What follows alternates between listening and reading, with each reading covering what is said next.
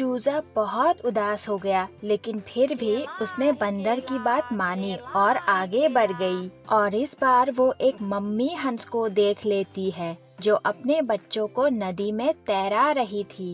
हंस के दोनों बच्चे बिल्कुल चूजे जैसे दिख रहे थे, इसीलिए चूजे को लगा कि वो हंसी उसकी माँ है।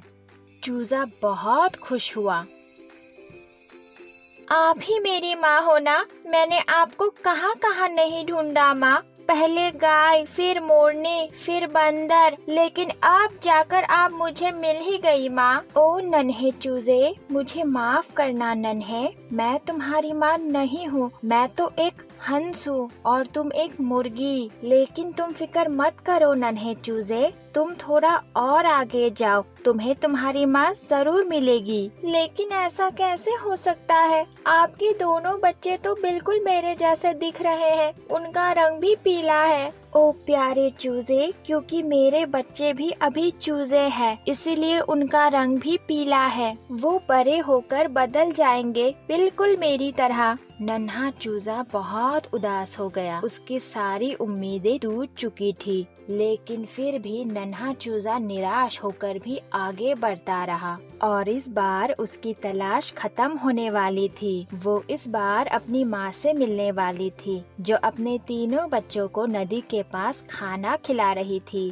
पर इस बार चूजे ने कुछ नहीं पूछा, बल्कि मम्मी मुर्गी चूजे के पास खुद आई।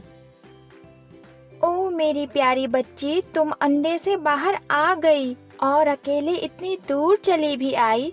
आओ मेरे पास आओ, मेरे गले से लग जाओ। तुम कितनी प्यारी हो, आओ मेरे पास आओ, मैं तुम्हारी माँ। क्या तुमने मुझे पहचाना नहीं? नन्हा चूजा बहुत खुश हुआ, उसकी खुशी का कोई ठिकाना ही नहीं रहा। क्या हुआ मेरी बच्ची? मैं तुम्हारी माँ हूँ, मेरे पास आओ, मुझसे डरो मत। माँ, मैंने आपको बहुत ढूंढा, लेकिन आप मुझे मिल ही नहीं रही थी, मैं बहुत उदास हो गई थी। ओ मेरी प्यारी बच्ची, मैं तो बस तुम्हारी बहनों को खाना खिलाने लेकर आई थी। मुझे लगा आज तुम अंडे से बाहर नहीं आओगी, लेकिन मैं वादा करती हूँ आज से मैं तुम्हें कहीं अकेला छोड़कर नहीं जाऊंगी।